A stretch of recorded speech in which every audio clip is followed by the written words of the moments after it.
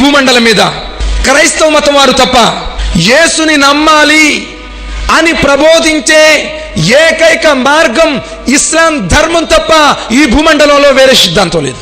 చూడండి ఎలా నమ్మమంటుందో. ఈసా అలైహిస్సలాం యేసువారు తండ్రి లేకుండా పరిశుద్ధాత్మ ద్వారా పుట్టాడని నమ్ముతాం.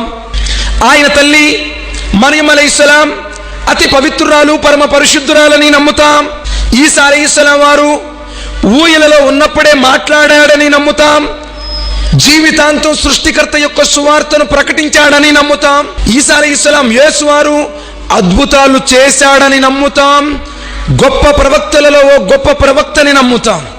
యేసువారు అందరిలా కాక మరణించక పూర్వమే సజీవముగా శరీరంతో సహా ఆకాశాలపైకి ఎత్తపడ్డాడని నమ్ముతాం. ప్రళయానికి ముందు యేసువారు తిరిగి ఈ లోకంలోనికి శరీరంతో వస్తారని నమ్ముతాం.